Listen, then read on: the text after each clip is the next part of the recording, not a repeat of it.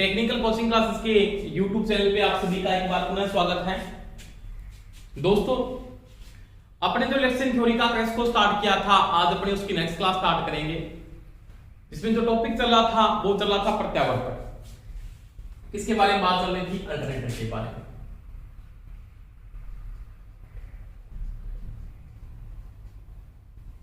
या इसको क्या बोलते हैं? एसी जनितर या अल्टरनेटर, एक ही बात है, दोनों में कोई डिफरेंस नहीं है। आप अल्टरनेटर बोल दो चाहे आप क्या बोल दो, एसी का जनरेटर बोल दो, एक ही बात है। दोस्तों, कल अपने जो टॉपिक पढ़ा था उसमें अपने दो बातें पढ़ी थी। एक तो पढ़ा था ओसीसी एंड एसएससी। अब आज उसके साथ पढ़ेंगे वोल्टेज रेगुलेशन।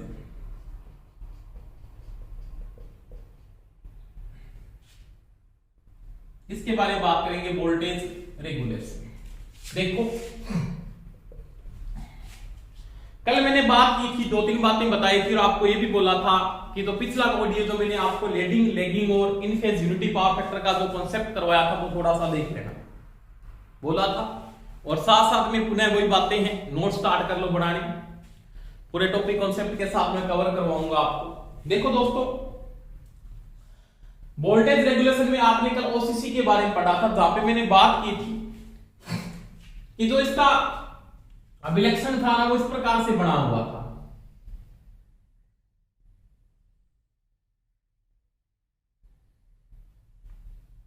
ये यहां पे क्या था आपके पास? तो यहां पे आपने क्या लिया था? आईएफ को लिया था, फील्ड करंट को, ठीक है। और यहां पे आपने किसको ले लिया? इंड्यूस ईएमएफ या ईएमएफ को ले लिया। अब देखो, अगर मैं ओसीसी के ग्राफ की बात करूं तो यहां पे जो ओसीसी का ग्राफ बना हुआ था वो इस प्रकार था, ऐसे।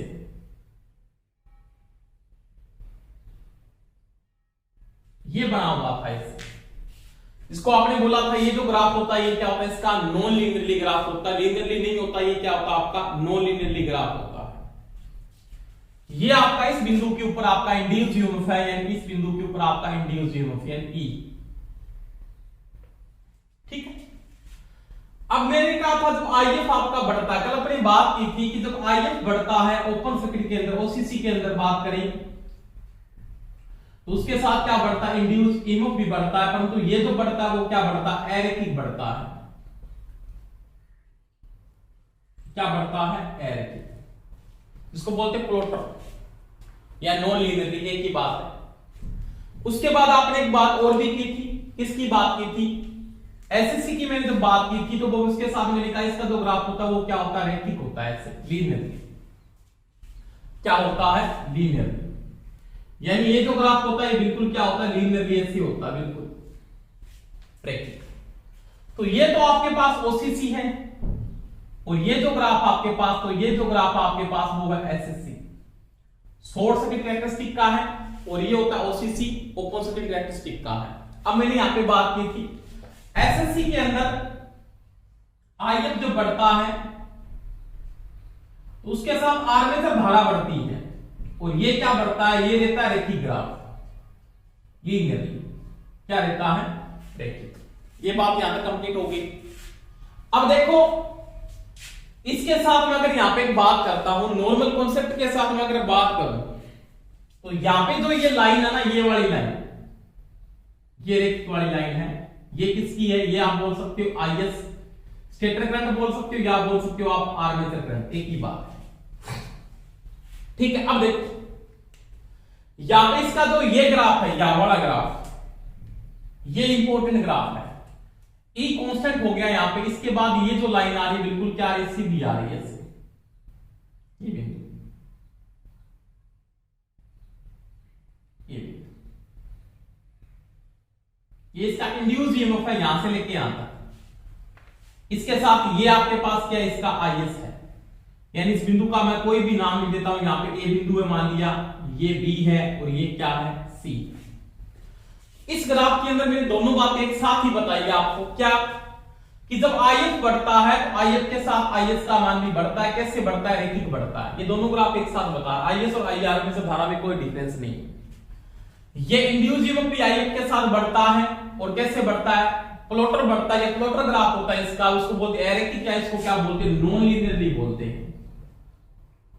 ये रैखिक नहीं होता। समझ में आ गई दोस्तों मेरी बात? यहां पर या कोई समस्या है तो मेरे को कमेंट करके बता सकते हो, सर यहां पे समस्या आ रही है, तो वो भी आप बता देना। यहां तक तो मेरे ख्याल से कोई दिक्कत नहीं होनी चाहिए आपकी। यानी इसका जो ग्राफ बनता है वो आपको मैंने समझाया, पूरा कॉन्सेप्ट के साथ बता रहा हूं। तो यहां पे फील्ड धारा जब बढ़ रही है तो उसके साथ ई भी बढ़ रहा है, फील्ड धारा बढ़ रही है तो उसके साथ आर्मेचर धारा भी बढ़ रही है।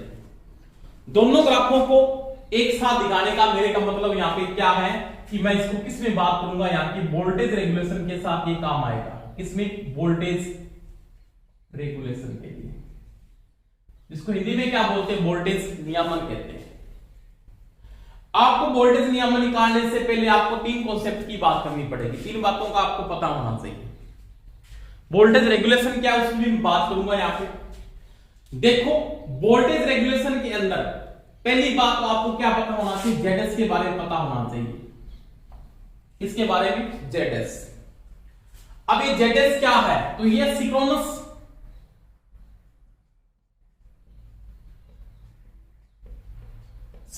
प्रतिबाधा, जो किस में आएगी? ओम में। इसको सिंक्रोनस इंपीडेंस भी कह सकते हो आप। क्या कह सकते हो? Synchronous impedance. ये भी आपको निकालना पड़ेगा। 2 नंबर आएगा एक्सेस। ये होता है सिंक्रोनस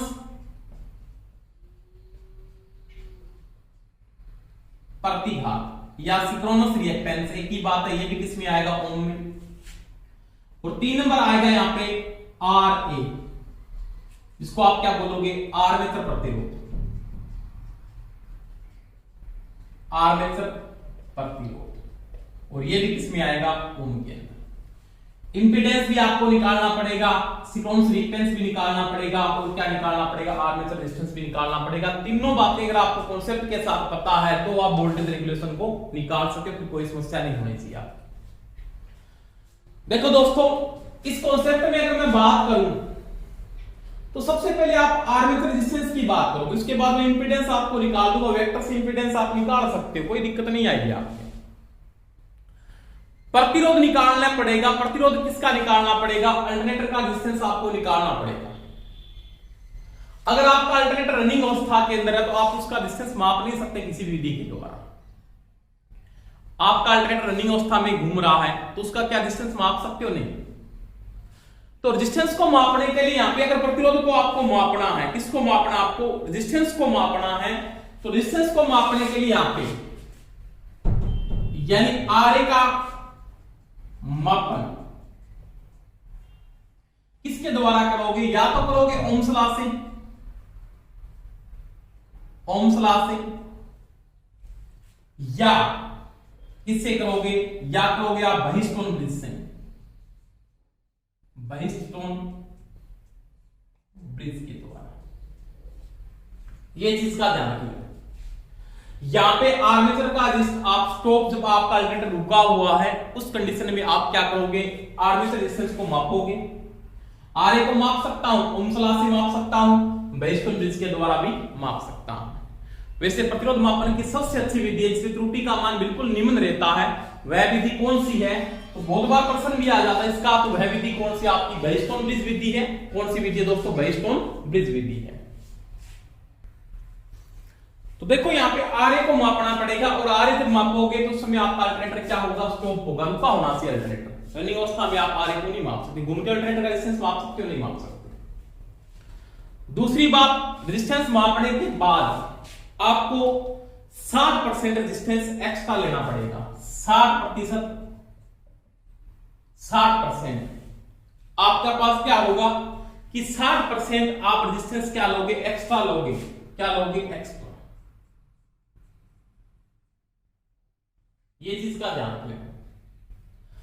अब 60% अतिरिक्त रेजिस्टेंस लेने का रीजन क्या है? यानी 60% अतिरिक्त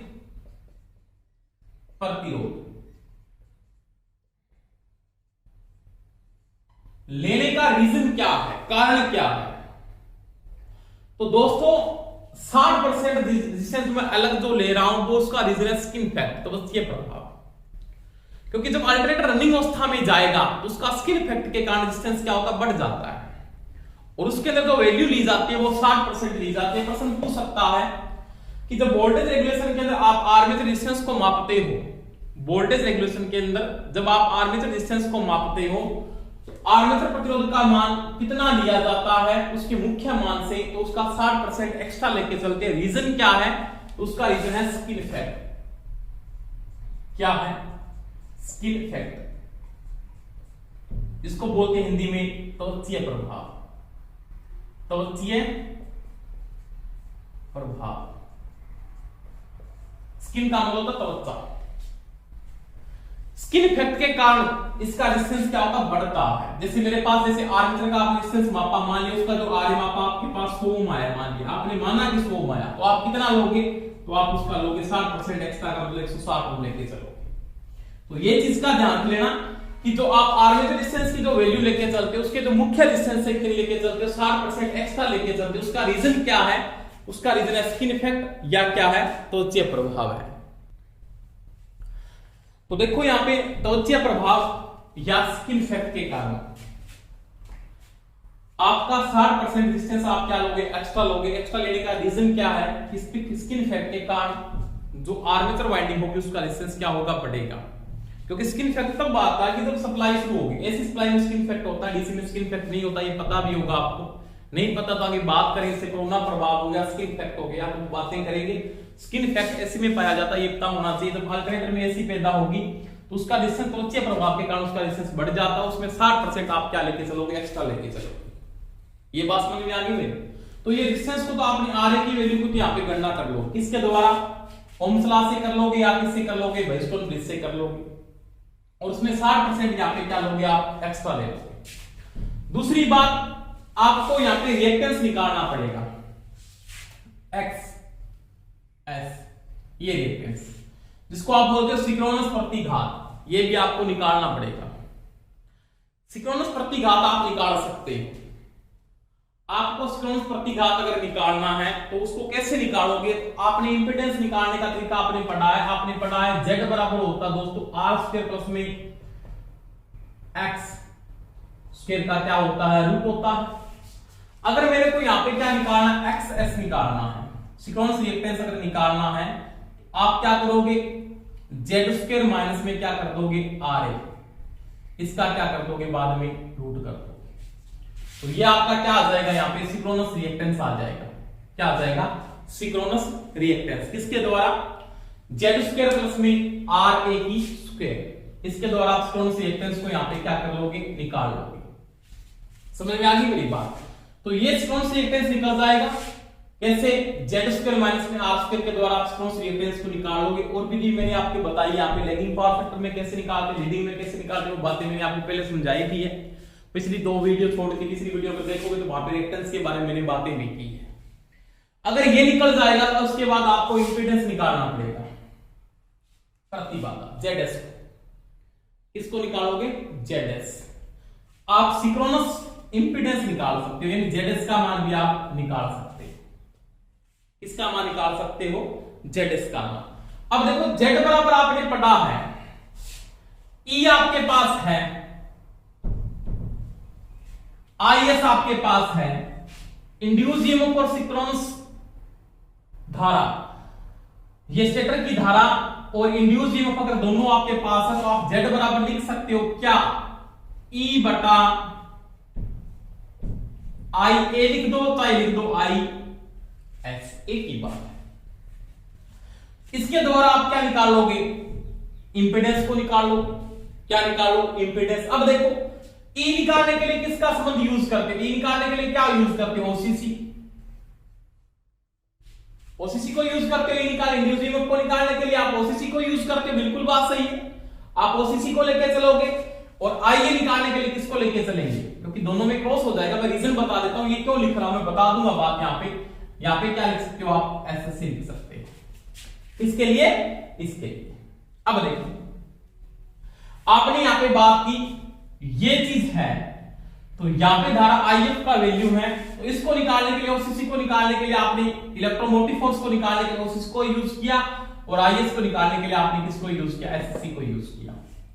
और दोनों के द्वारा आप किसको निकाल सकते हो, इंपीडेंस को निकाल। तभी मैंने बोला था इसका बहुत बड़ा एम रहता है, इसका बहुत बड़ा यहाँ पे रोल है, किसके लिए, वोल्टेज रेगुलेशन के लिए। ओसीसी और एसएससी के अनुपात को क्या बोलते हैं, इंपीडेंस कहते हैं, सिंक्रोनस रिएक्टेंस भी कहा जाता है। ये चीज का ध्यान रखना। आपको ये ऑप्शन में दे सकता है, ये भी दे सकता, दोनों में कोई समस्या नहीं होनी चाहिए। बात समझ में आई दोस्तों मेरी, कहने ये। अब देखो ए से लेके सी तक जेड बराबर, ए से लेके सी तक तो क्या ई है, ए से लेके सी तक तो यहां पर वैल्यू आपके पास क्या ई है, एससी एसी। अब ये क्या आपके पास ए बी है, ये क्या है, एस की जो वैल्यू आ रही है, या जो एस का मान आ रहा है यहां से लेके यहां तक, ये वैल्यू, ये वाली वैल्यू, वो आपके पास क्या है, आई ए या आई एस भी लिख सकते हो। इस प्रकार से आप सिंक्रोनस इंपीडेंस को भी निकाल सकते हो। तो ये तीन कंडीशन आपकी, ये रिएक्टेंस निकल जाएगा, सिंक्रोनस इंपीडेंस निकल जाएगा, उसके बाद क्या निकल जाएगा, आर ए की वैल्यू भी निकल जाएगी। नोट कर ले, स्क्रीनशॉट लेना तो आप स्क्रीनशॉट भी यहां पे ले सकते हो, कोई समस्या आपके नहीं आनी चाहिए। तो ये दोस्तों मैंने सिंक्रोनस रिएक्टेंस की बात की, सिंक्रोनस इंपीडेंस की बात की, और आर्मेचर प्रतिरोध की बात की। नेक्स्ट में बात करें अगर आप इसके अलावा वोल्टेज रेगुलेशन की, इसकी बात करें वोल्टेज रेगुलेशन की, वो देखो आराम से।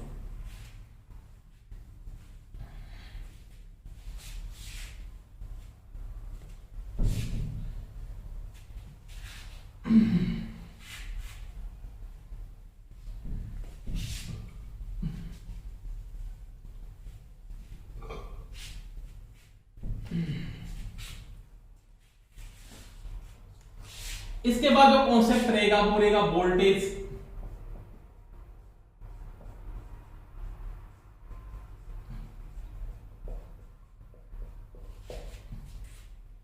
रेगुलेशन, हिंदी में क्या बोलते हैं, वोल्टेज नियमन।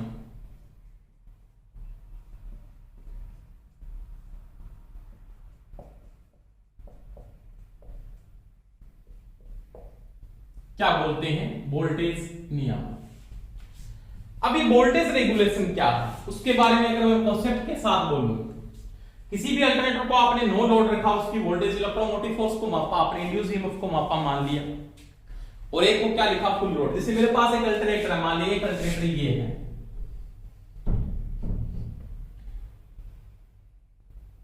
ठीक है,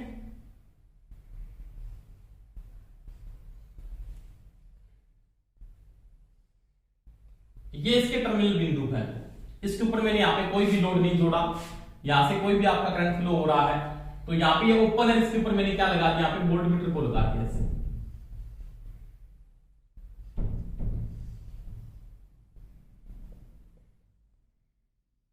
किसको लगा दिया, वोल्टमीटर को, ठीक है। अब यहां पे लोड नहीं, इसका मतलब ये है नो लोड, ये मैं ए नंबर कंडीशन मान के चलता, नो लोड। अब नो लोड की अवस्था में ये क्या पड़ेगा, इलेक्ट्रोमोटिव फोर्स यानी क्या पड़ेगा, इंड्यूस ईएमएफ पड़ता है, क्या पड़ता है, इंड्यूस ईएमएफ। एक को मैंने लगा दिया ऑन लोड, एक अल्टरनेटर और लिया मैंने, इसी अल्टरनेटर को मैंने ऑन लोड किया,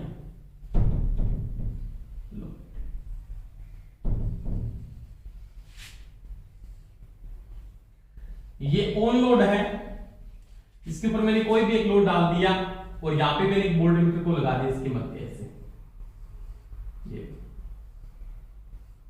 अब ये क्या पड़ेगा, तो ये V पड़ता है, क्या पड़ता है, ये V का मतलब ये पड़ेगा वोल्टेज या विभवांतर पड़ता है, और नो लोड की अवस्था में इंड्यूस ईएमएफ पड़ता है, तो ये आपकी बी नंबर कंडीशन है। अब क्या हुआ, वोल्टेज नियमन क्या होता है, नो लोड से फुल लोड की अवस्था के अंदर जो वोल्टेज की वैल्यू है वो क्या कहलाती है, वोल्टेज रेगुलेशन कहलाता है। ये नो लोड और फुल लोड की वोल्टेज का जो डिफरेंस है उसको क्या बोलते हो आप, वोल्टेज रेगुलेशन कहा जाता है। यानी शून्य भार से पूर्ण भार के, इसमें लिख सकते हो आप यहां पे शून्य भार से, सॉरी, शून्य भार से पूर्ण भार ये शून्य लोड है, ये क्या आपका फुल लोड है। इसको मैं लिख सकता हूं, ऑन लोड को लिख सकता हूं यहां पे, ये फुल लोड है, मान लीजिए क्या है, फुल लोड। यानी शून्य लोड और पूर्ण भार के मध्य जो ईएमएफ बदलता है, जो ईएमएफ इंड्यूस ईएमएफ बदलता है, वह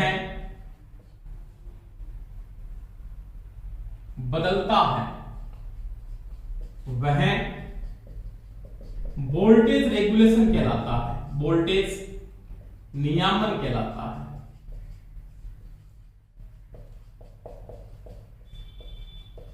और उसको परसेंटेज में लेने के लिए अपने 100 से क्या कर देते हैं, गुणा कर देते हैं। यानी सिंपल सी बात है, इसमें इंड्यूस ईएमएफ ई मापा, इसने क्या मापा, वोल्टेज वी मापा। समझ में आ गई। तो वोल्टेज रेगुलेशन क्या होगा, तो वीआर से लिख सकता हूं शॉर्टकट में वोल्टेज नियामन को। परसेंटेज में लेने के लिए 100 से गुणा कर देंगे, तो क्या लिखोगे आप वोल्टेज रेगुलेशन के अंदर, आप लिखोगे ई माइनस वी बटा वी इंटू में क्या लिखोगे 100। तो ये कहलाएगा आपका वोल्टेज रेगुलेशन। या आप इसको ये भी लिख सकते हो क्या, V NL minus V F L बटा वी एफ एल इंटू में 100। No load voltage full load voltage बटा फुल लोड वोल्टेज का जो अनुपात है वो क्या कहलाता है, वोल्टेज रेगुलेशन कहलाता है, जिसको अपने क्या बोलते हैं, वोल्टेज नियामन भी कहा जाता है। समझ में आ रही दोस्तों मेरी बात। तो ये रेगुलेशन है, जितना रेगुलेशन कम होगा उतनी ही अल्टरनेटर की दक्षता क्या होती है, ज्यादा होती है। समझ में आ गई मेरी बात। जितनी आपका रेगुलेशन अच्छा होता है उतनी दक्षता क्या होती है, ज्यादा। रेगुलेशन कम आना चाहिए, दक्षता तभी ज्यादा है। अगर रेगुलेशन ज्यादा आ रहा है तो दक्षता क्या होती है, कम होती है। समझ में आ गई मेरी बात। अब देखो, जब मैं रेगुलेशन की अगर बात करूं यहां पे, या वोल्टेज नियामन की मैं अगर यहां पे बात करता हूं, तो उसमें क्या होता है, ये रेगुलेशन अलग अलग कंडीशन पे अलग अलग लिया जाता है। और जो किस पे डिपेंड करता है, वो पावर फैक्टर पे डिपेंड करता है। मैं यहां पे कॉन्सेप्ट के साथ लिख सकता हूं एक बार, इस चीज को यहां पे मैं मिटा रहा हूं, आराम से देखना बात। आपका जो वोल्टेज रेगुलेशन है उसके साथ बहुत बड़ा इफेक्ट होता है पावर फैक्टर का। यानी वोल्टेज रेगुलेशन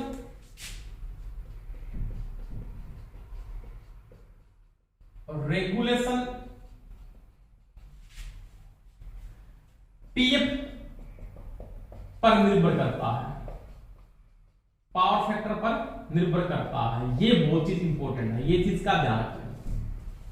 पावर फैक्टर पे बहुत ज्यादा ये निर्भर करता है। लोड आपका कैसे हो सकता है, देखो यहां पे बात करें अब, एक नंबर के लिए आपके पास कौन सा लोड हो सकता है, इंडक्टिव हो सकता है। 2 नंबर रेजिस्टिव हो सकता है, कैपेसिटिव हो सकता है। अगर आपके पास कौन सा लोड है उसका पावर फैक्टर कैसे है, तो आप बता सकते हो कौन सा पावर फैक्टर है। सबसे पहले मेरे पास मानिए रेजिस्टिव लोड है, यानी प्रतिरोधी भार हो सकता है। 2 नंबर इसका पावर फैक्टर क्या था, यूनिटी। और मैंने आपको समझाया है कि जब रेजिस्टिव लोड होता है ना, उसके अंदर हमेशा ही क्या होगा, E ग्रेटर देन होगा किससे, V से। इंड्यूस ईएमएफ हमेशा ही ज्यादा होगा किससे, टर्मिनल वोल्टेज से हमेशा ही ज्यादा होता है। ये मैंने समझाया आपको। अगर आपके पास इंडक्टिव लोड है,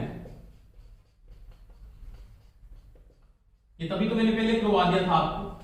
अगर आपका इंडक्टिव लोड है उसके अंदर भी क्या होता है, इंड्यूस ईएमएफ हमेशा ही ज्यादा होता है किससे, टर्मिनल वोल्टेज से।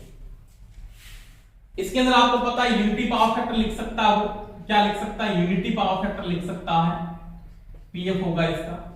ये सभी को पता है रेजिस्टिव लोड का यूनिटी पावर फैक्टर होता है। इसका लैगिंग पावर फैक्टर होता है, लैगिंग पीएफ होता है। और 3 नंबर में अगर बात करूं, आपके पास कौन सा लोड है, कैपेसिटिव लोड है। कौन सा, कैपेसिटिव लोड है। उसमें क्या हो सकता है, इंड्यूस ईएमएफ V के बराबर हो सकता है। पहली बात तो ये हो सकता है। दूसरी बात, दो अगर मैं यहां पे बात करता हूं, दूसरी बात के अंदर आपका इंड्यूस ईएमएफ से टर्मिनल वोल्टेज भी क्या हो सकती है, ज्यादा हो सकती है। तो देखो दोस्तों, वोल्टेज रेगुलेशन निकालने में पावर फैक्टर बहुत इंपॉर्टेंट चीज रहती है, पावर फैक्टर की बहुत इंपॉर्टेंट वैल्यू रहती है।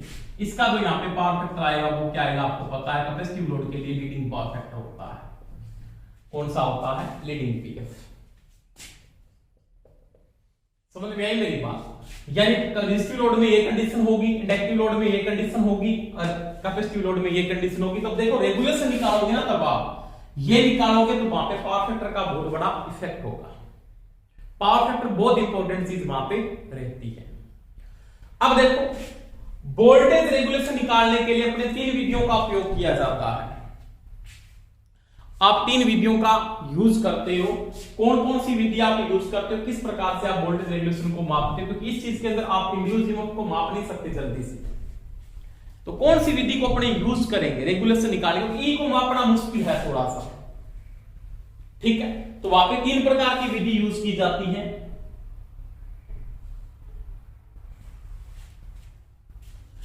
देखो ये मिटा देता हूं यहां से, यहां कोई दिक्कत नहीं, ठीक है।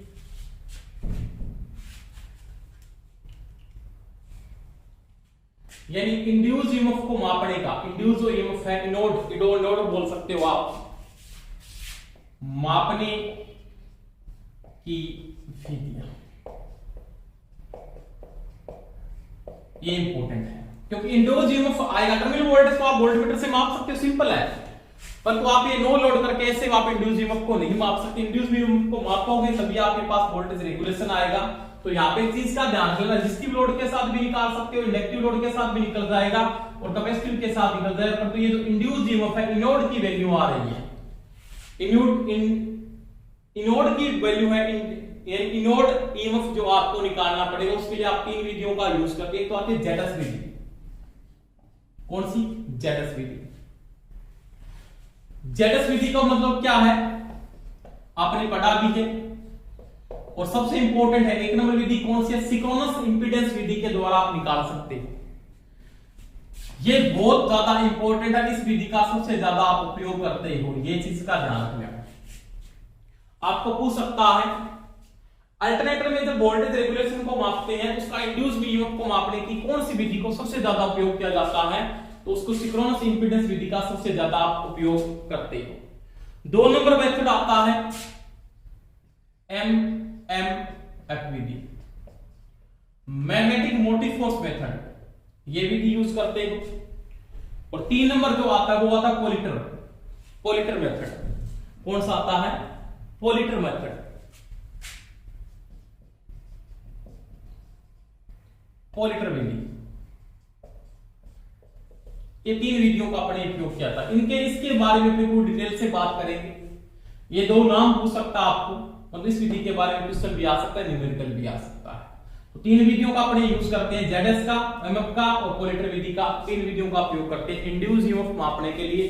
3 विधियों का उपयोग किया था, किसके अंदर? अल्टरनेटर में करते हैं। ठीक है दोस्तों, तो ये नेक्स्ट क्लास में अपने तीनों की तीनों विधियां पढ़ेंगे। कौन सी विधि के द्वारा आप ईएमएफ को मापते हो, कैसे मापते हो, वो पूरा पढ़ेंगे। परंतु आप थोड़ा सा ध्यान रखना, इस कॉन्सेप्ट को थोड़ा कंप्लीट करना। उसके साथ आप ये जो क्लास है ये जरूर अटेंड करके देखना। इसमें ये पता होना चाहिए, ये भी पता होना चाहिए, ये भी पता होना चाहिए। मैं निकालने के समीकरण भी आपको यहाँ पे बताए हैं, तो किस प्रकार से निकालने को नेक्स्ट वीडियो में आप क्लास अटेंड करके जरूर देख लेना, फिर भी आगे वाली क्लास आपके समझ में आएगी। ठीक है, शायद 2-3 क्लास पीछे क्लास है, इसमें ये दिया हुआ एक्सेस आरएस और जेडएस की वैल्यू को कैसे निकालते हैं। ठीक है दोस्तों, आज के लिए इतना ही। सभी को बेस्ट ऑफ लक, जय हिंद। और एक सभी बच्चों को मैं बता देता हूं, सूचना दे देता हूं, बुधवार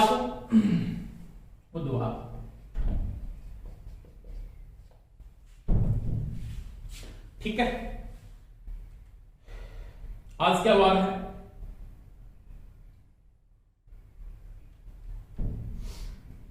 आज सोमवार है। बुधवार को मेगा टेस्ट है,